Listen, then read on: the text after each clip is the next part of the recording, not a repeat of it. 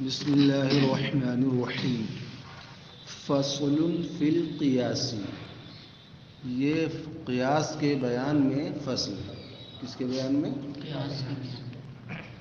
قیاس کی تعریف کیا ہے؟ کبرا میں پڑھ چکے، یہاں بتا رہے ہیں تعریف وہی ہے. وہوا قول، وہوا القیاس، ہوا کا مرجع قیاس. قیاس ایسے قول کا نام ہے. مؤلف اے مرکب من قوایا. قیاس ایسے قول کا نام ہے جو چند قضیوں سے مرکب ہے، یعنی چند قضیوں کا مجموعہ مرکب.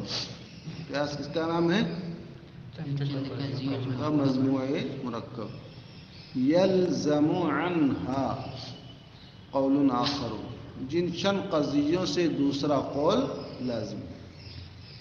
العالم متغیر کل متغیر حادث، یہ ایک قیاس ہے، یہ دو قضیوں سے مرکب ہے. ان دو قضیوں سے ایک دوسرا قول لازم آتا ہے. العالم حادث، عالم متغیر ہے، ہر متغیر حادث ہے، لہذا عالم حادث. تو العالم حادث یہ تو نتیجہ ہو گیا، اور العالم متغیر کل متغیر حادث یہ ایک قیاس ہے، کیونکہ یہ مرکب ہے چند قضیوں سے، اور ان قضیوں سے لازم آتا ہے ایک دوسرا قول العالم حادث. بات ذہن میں آ رہی ہے؟ قیاس ایسا قول ہے جو ایسے قضیوں سے مرکب ہو جن قضیوں سے ایک دوسرا قول لازم ہے. مگر دوسرا قول کب لازم آئے گا؟ بعد تسلیم تلک القوایا، ان قضیوں کو مان لینے کے بعد. یعنی جب آپ یہ مان لیں کہ عالم متغیر ہے اور ہر متغیر حادث ہے، تو ان سے لازم آئے گا ایک دوسرا قول. اگر کوئی اس کو مانتا ہی نہیں ہے تو اس کے نزدیک دوسرا قول لازم آئے گا؟ بات سمجھ میں آ رہی ہے؟ تو قیاس ایسا قول ہے جو چند قضیوں سے مرکب ہو، جن چند قضیوں سے ایک دوسرا قول یعنی نتیجہ لازم آئے. مگر کب لازم آئے گا؟ ان قضیوں کو مان لینے کے بعد جن قضیوں سے وہ قیاس مرکب. بات سمجھ لیں؟ اب قیاس کی دو قسمیں ہیں، آپ پڑھ چکے ہیں وہیں پر، ایک استثنائی، ایک اقترانی. قیاس استثنائی کس کا نام ہے؟ فَإِنْ كَانَ النَّتِيجَةُ أَوْ نَقِيضُهَا مَذْكُورًا فِيهِ يُسَمَّى اسْتِثْنَائِيًّا. تو اگر نتیجہ یا نتیجے کی نقیض قیاس میں مذکور ہو تو اس کا نام کیا رکھا جاتا ہے؟ استثنائی. اگر نتیجہ یا نتیجے کی نقیض قیاس میں مذکور ہو تو اس کا نام استثنائی رکھا جاتا ہے. تو قولنا، جیسے ہمارا یہ قول، ان کان زید انسانا کان حیوانا. اگر زید انسان ہے تو کیا ہوگا؟ حیوان. کیونکہ ہر انسان حیوان نہ ہے، تو زید کو جب انسان مان لیں گے تو حیوان ماننا ہی پڑے گا. اگر زید انسان ہے تو حیوان ہے. لیکنہ انسان، لیکن زید انسان ہے، لیکن زید ینتج، نتیجہ کیا نکلے گا؟ فہوا حیوان. فزید حیوان، تو زید کیا ہے؟ حیوان. آپ بتائیں، ہوا حیوان یہی نا نتیجہ ہے؟ تو نتیجہ یا دیکھو، ان کانا زید انسانا کانا حیوانا لیکنہ انسان، یہ ایک قیاس ہے. یہ کیا ہے؟ ایک قیاس ہے. اس کا نتیجہ کیا ہے؟ ہوا حیوان. تو انہوں نے کیا کہا؟ اگر نتیجہ یا نتیجے کی نقیض قیاس میں مذکور ہو تو استثنائی. ہوا حیوان یہی نا نتیجہ ہے. آپ اس قیاس میں دیکھو ہے کہ نہیں ہے. کیا کہا؟ ان کانا زید انسانا کانا حیوانا. تو کانا حیوانا کا معنی کیا ہے؟ زید حیوان. نتیجہ مذکور ہے کہ نہیں مذکور؟ قیاس میں. ٹھیک. وَإِنْ كَانَ زَيْدٌ حِمَارًا، اور اگر زید گدھا ہے، کانا ناحقاً، تو کیا ہوگا؟ ناحق ہوگا. لیکنہ لیس بناحق، لیکن ناحق نہیں ہے. نتیجہ کیا نکلا؟ انہ لیس بحمار، زید حمار نہیں. آپ بتاؤ زید حمارن، اس کی نقیض کیا ہے؟ زید لیس بحمار. نتیجہ لیسا بحمارن نہ ہے، یعنی زید لیسا بحمارن. اس قیاس میں نتیجہ تو نہیں مذکور ہے، مگر نتیجے کی نقیض مذکور. کیونکہ نتیجہ کیا نکلا؟ زید لیسا بحمارن، تو زید لیسا بحمارن کی نقیض کیا ہے؟ زید حمار. موجبہ کلیہ کی نقیض کیا آتی ہے؟ موجبہ کی نقیض کیا آتی ہے؟ سالبن آتی ہے. وہ موجبہ ہے، یہ سالبہ ہے. سمجھ گئے؟ ہم نے آپ کو دکھایا پہلی صورت میں کہ نتیجہ قیاس میں مذکور ہے، اور دوسری صورت میں نتیجے کی نقیض مذکور ہے. تو قیاس سے استثنائی سمجھ گئے نا؟ تو ان کانا زید انسانا کانا حیوانا لیکنہ انسان، یہ ایک قیاس سے استثنائی ہے، اس لیے کہ اس میں لیکنہ سے استثناء کیا گیا، اور اس میں نتیجہ ہوا حیوان مذکور ہے. اور ان کانا زید حمارا کانا ناحقا لیکنہ لیس بناحق، یہ ایک قیاس استثنائی ہے، اس میں نتیجہ تو مذکور نہیں، مگر نتیجے کی نقیض مذکور ہے کہ نتیجہ زید لیس بحمار ہے، اس کی نقیض زید حمار. سمجھ گئے؟ وَإِن لَمْ تَكُنِ النَّتِيجَةُ وَنَقِيضُهَا مَذْكُورًا يُسَمَّى اقترانيًا. قیاس اقترانی کی تعریف سنو. قیاس، اور اگر نتیجہ اور نتیجے کی نقیض قیاس میں مذکور نہ ہو تو اس کا نام کیا رکھا جائے گا؟ اقترانی. یہ سب نے کو بتایا تھا، یاد ہی نہیں کیا ہوگا تو کیا بتائے گا؟ قولی کا زید انسان، زید یہ قیاس اقترانی ہے، زید انسان ہے. وکل انسان حیوان، اور ہر انسان حیوان. یہ ایک قیاس اقترانی ہے. یہ کیا ہے؟ قیاس اقترانی. اس کا نتیجہ کیا؟ زید حیوان. زید حیوان ہے. زید حیوان یہی نہ نتیجہ ہے جی. اس قیاس میں کہیں زید حیوان ہے؟ زید انسان تو ہے، اور کلو انسان حیوان تو ہے، مگر قیاس میں کہیں زید حیوان ہے تو نتیجہ بھی نہیں ہے. اور اس کی نقیض کیا نکلے گی؟ زید حیوان کی. زید لیس بحیوان، وہ بھی اس میں نہیں ہے، نہ زید حیوان ہے اور نہ زید لیس بحیوان. تو اگر نتیجہ یا نتیجے کی نقیض نہ ہو تو اس کا نام کیا رکھیں گے؟ اقترانی. اب فصل فی القیاس الاقترانی، قیاس اقترانی کے بیان میں. قیاس اقترانی کو یہ تفصیلاً بیان کریں گے کیونکہ زیادہ تر یہی قیاس واقع ہے. سمجھ رہے ہو؟ وہ قسمین، قیاس اقترانی کی دو قسمیں ہیں، حملی و شرطی. ایک حملی ہے اور ایک شرطی ہے نا؟ قیاس اقترانی حملی اور قیاس اقترانی، حملی زیادہ واقع ہے اور شرطی بہت کم ہے، اس لیے قیاس اقترانی حملی کو ذکر کریں گے.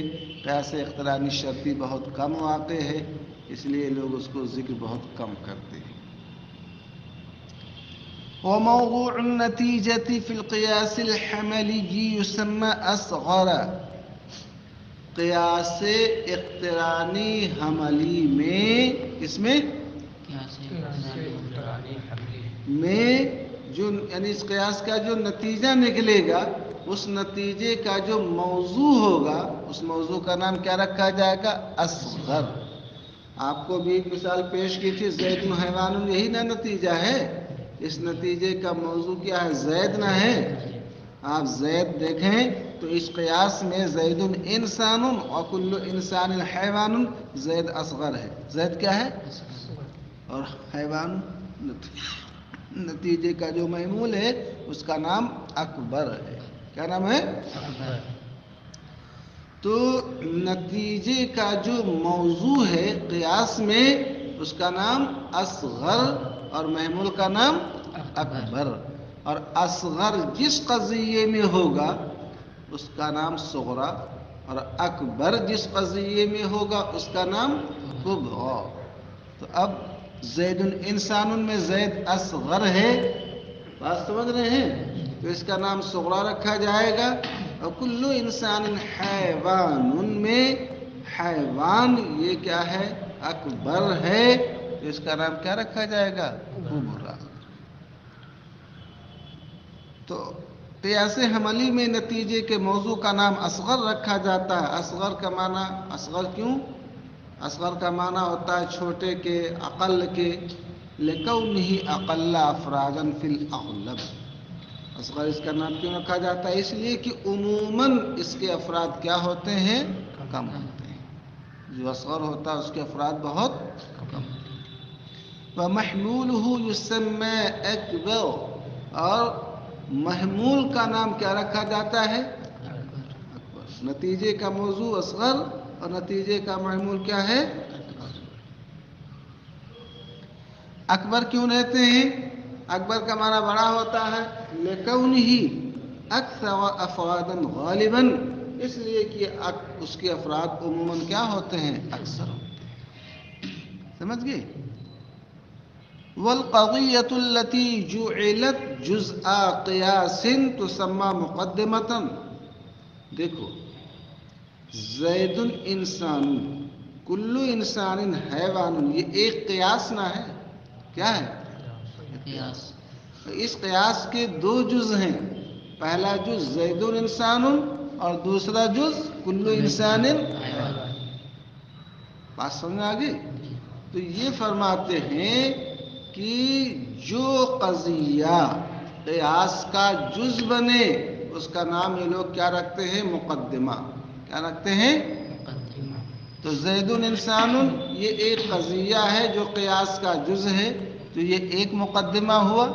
کل انسان حیوان یہ قضیہ قیاس کا ایک جز ہے، تو اس کا نام کیا رکھا جائے گا؟ مقدمہ. کیا نام رکھا جائے گا؟ اس لیے کہتے ہیں کہ قیاس دو مقدموں سے مرکب ہے، ایک صغرا اور ایک کبریٰ. سمجھ گئے؟ تو زید انسان یہ ایک مقدمہ اور کل انسان حیوان یہ ایک مقدمہ. مقدمے کا بہت معنی ہے، یہ ایک معنی یہاں پر بتا رہے.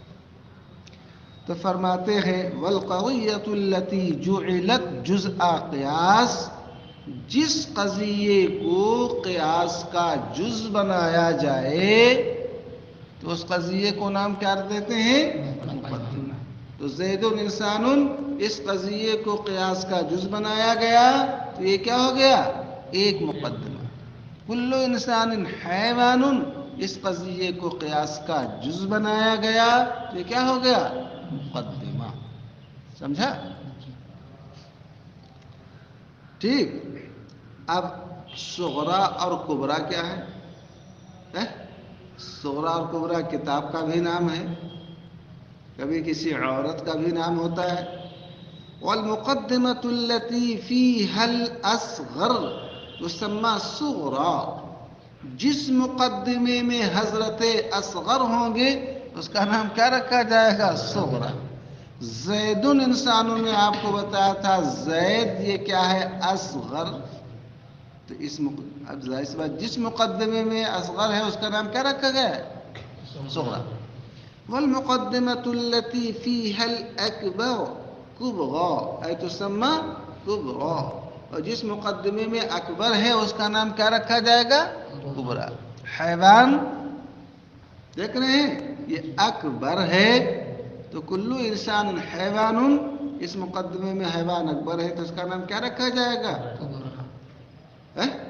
ایسے العالم متغیر کل متغیر حادث.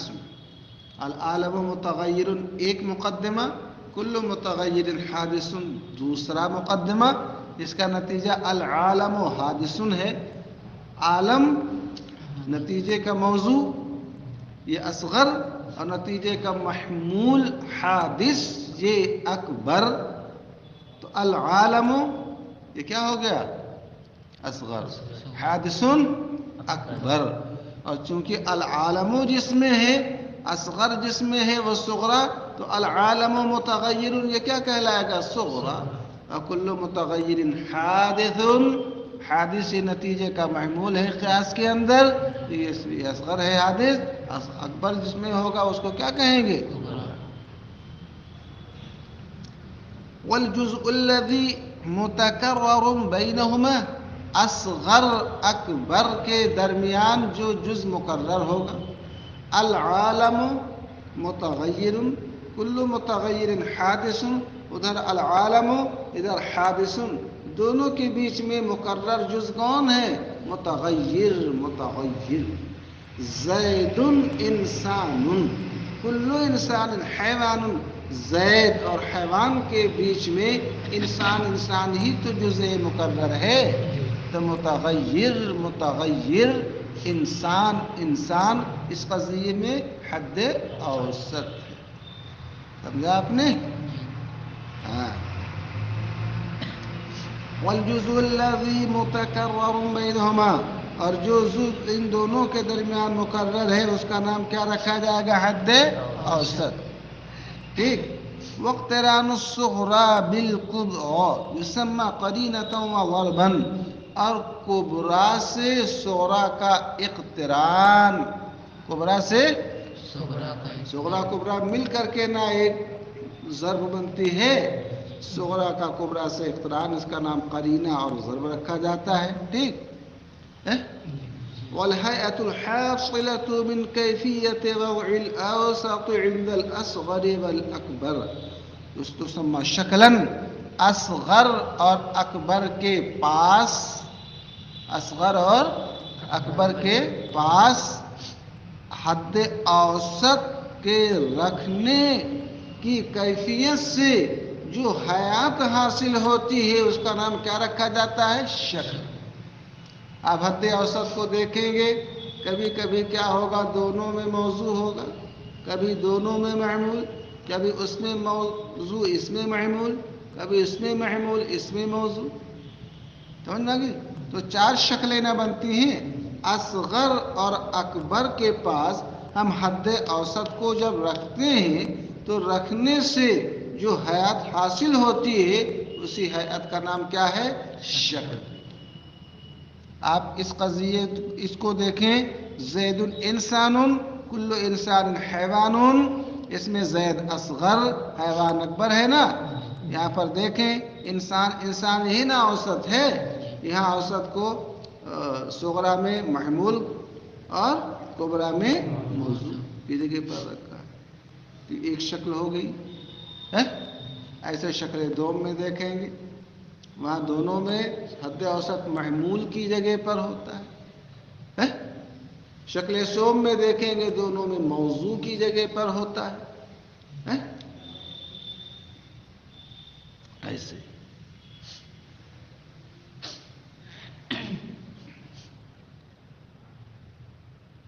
کئی منٹ ہو گئے زیادہ.